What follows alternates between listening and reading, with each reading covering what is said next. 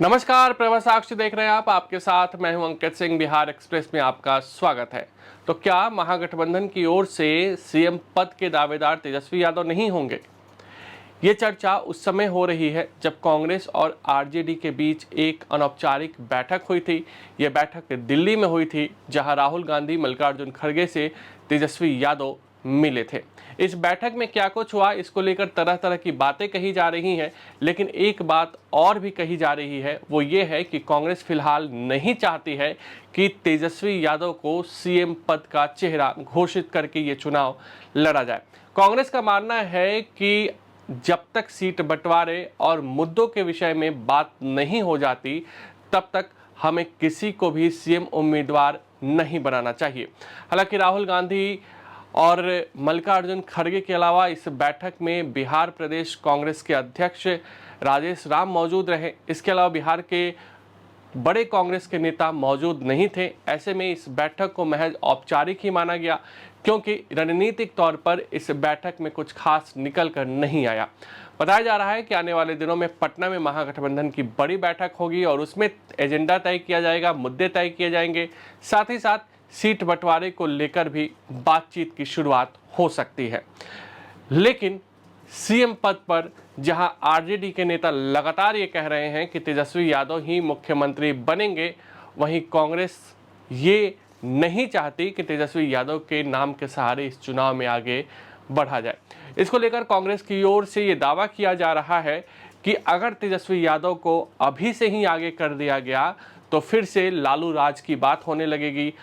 फिर से भाजपा और जदयू वाले 2005 के पहले के बिहार की वर्णन करेंगे, जंगल राज की वर्णन करेंगे, लालू यादव का फिर से चेहरा सामने आ जाएगा और ऐसे में महागठबंधन को नुकसान हो सकता है। यही कारण है कि कांग्रेस फिलहाल बिहार को लेकर फूक फूक के कदम रख रही है। हालांकि कांग्रेस को ये बात अच्छी तरीके से पता है कि बिहार में अभी भी वो आरजेडी के सहारे है। उसका संगठन उतना मजबूत नहीं है कि वह बिहार में कुछ खास कमाल कर सके। बावजूद इसके कांग्रेस एक दबाव की राजनीति कर रही है कन्हैया कुमार और पप्पू यादव के जरिए, और आरजेडी ऐसा लग रहा है कि कांग्रेस के इस झांसे में फंसने वाली नहीं है। लेकिन कांग्रेस सीट शेयरिंग को लेकर पूरी तरीके से अस्पष्ट है। कांग्रेस के तमाम बड़े नेताओं का मानना है कि बिहार में 2020 में पार्टी ने जितनी सीटों पर चुनाव लड़ा था, उतनी ही सीटों पर इस बार भी चुनाव लड़ने की महागठबंधन की ओर से तैयारी कर रही है। हालांकि आरजेडी के सूत्रों की माने तो राजद का कहना है कि कांग्रेस को पहले जितनी सीटें नहीं मिलेंगी, यानी कि कांग्रेस के सीटों में कटौती की जा सकती है। दूसरी ओर कांग्रेस कह रही कि नहीं, हम अगर 70 सीटों पर लड़े थे तो इस बार भी हमें 70 सीटें मिलनी चाहिए। आरजेडी का एक तरीके से प्लान ये है कि कुछ नए दलों को महागठबंधन में जोड़ा जाए, जिसमें एक तरीके से आईपी है जो कि पान समुदाय से आते हैं और उन्होंने ज़बरदस्त तरीके से पिछले दिनों अपना एक तरीके से अगर देखा जाए तो ताकत दिखाई थी, गांधी मैदान में महाजुटान किया था।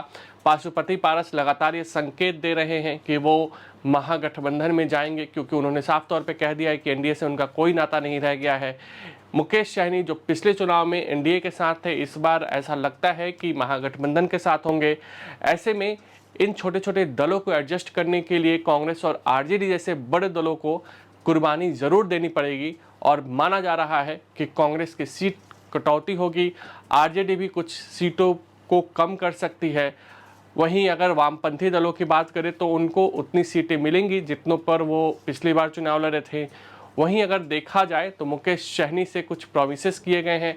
साथ ही साथ अगर देखा जाए तो मुकेश सहनी ये लगातार दावा कर रहे हैं कि हम ही उप मुख्यमंत्री बनेंगे। तो कांग्रेस चाहती है कि पहले महागठबंधन में मुद्दों को लेकर एक तरीके से चर्चा हो जाए, एजेंडा क्या रहने वाला है उस पर चर्चा हो जाए।